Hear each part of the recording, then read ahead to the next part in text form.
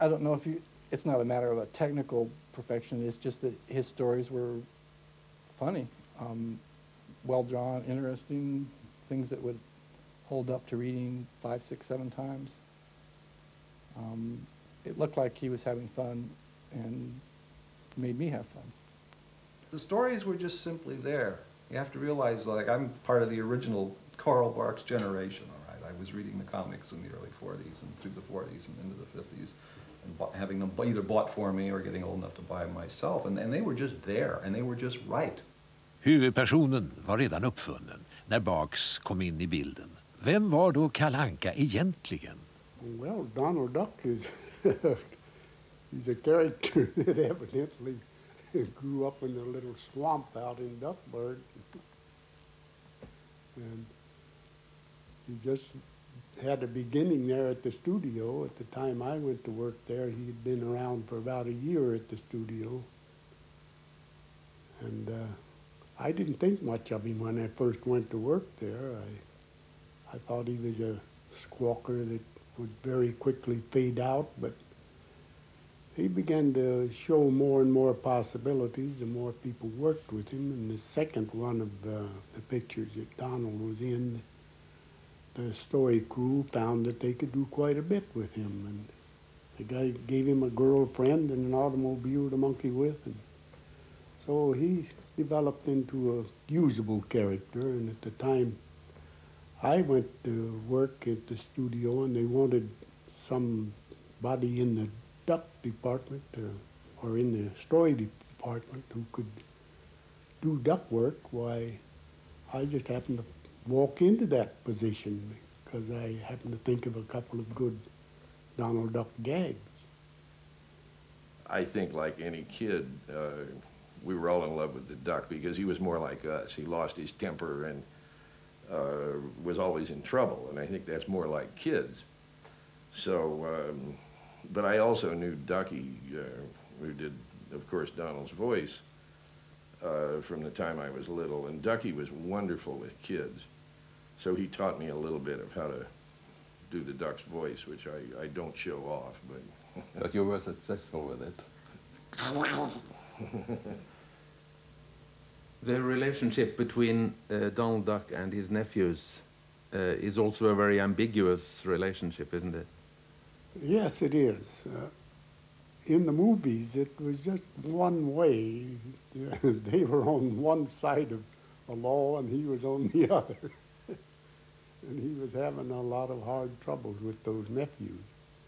But when I got into the comic strip, the stories, I had to go around and figure out a lot of other things that those kids could do. They didn't have to always be Donald's enemies. That sort of locked me into a tight little pattern of plotting stories that would be repetitious.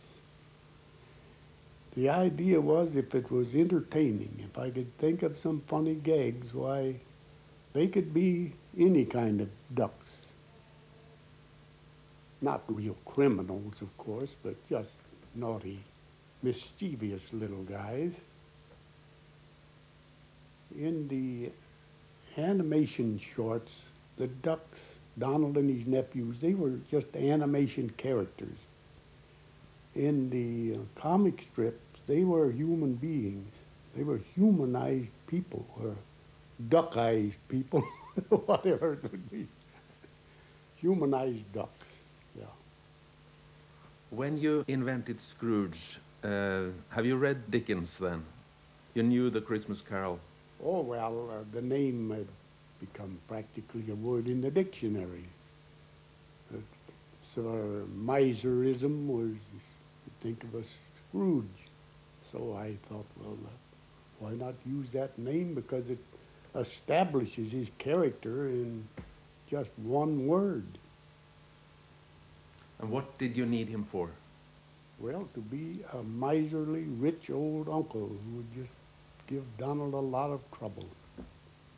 I didn't think that I would ever use him more than that one time, but I found that there was a chance to use him later on, several months later, and in figuring out what he could do in that story, why I began to notice that he had a lot of things in his character that would make him interesting. How did he make his money? You think of that. How did he make all this money? And then why does he hang on to it like he does? And who could possibly come to try to take it away from him? And that's the way I invented the Beagle Boy. And all of his problems of how to store the money. The more money that I created for him, the more the storage problem developed until I had a big bin that holds 3 cubic acres of the stuff. I think in Europe many people, analysts, found out that Scrooge was the symbol of American capitalism. Oh. Well, it's hardly that. American capitalism would die very quickly. All the capitalists did like Scrooge and just piled the money up in one place and took baths in it. Alexander Lucas, en annan populär om än inte särskilt sympatisk figur. Oh, Gladstone Gander was the kind of a relative that practically all of us have somewhere in the family tree that gets all the goodies out of life and never has to work for them. We all know people like that. And whenever there's any cake at the party, why, he always gets the most of it. And yeah, he's just one of those guys that he got his so easy, and Donald had to just fight to the death to get anything out of life, any goodies out of life, and Gladstone would just get it for free. Oh, it was a good character to use to torment Donald. Och uppfinnar-Jocke då? Vad har han i Ankeborg att göra? Almost all the comic strips I had ever seen in my life had at some times a crazy inventor. I remember that was one of the gimmicks of making up a page of comic strips in the newspapers, to have one gag at least about crazy inventors. So I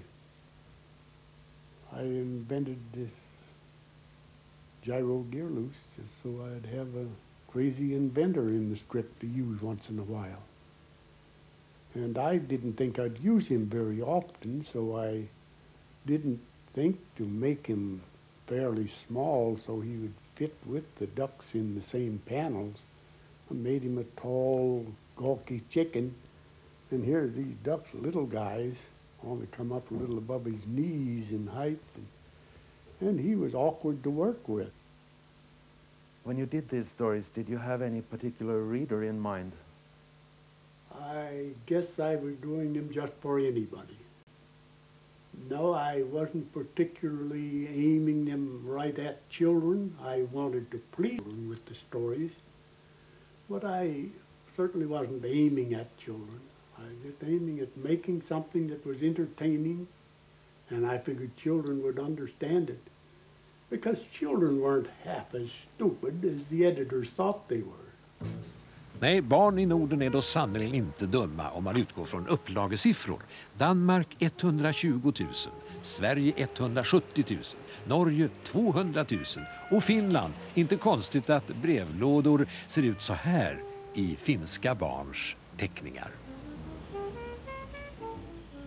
The Donald Duck weekly circulation in Finland is about 280,000, and with 5 million Finns, it's the highest penetration in the world. We just received a study recently that showed that 850,000 Finns who are over 12 years old read Donald Duck every week. And when we think of the older, the younger generation too, then it must be about 1 million Finns reading Donald Duck every week. I remember when I was a little kid, my mother started to buy us Donald Duck magazine, and that's the way I learned when to read, through Donald Duck magazines.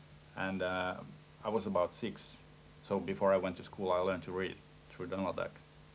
You didn't know at the time that the man behind it was Karl Barks? No.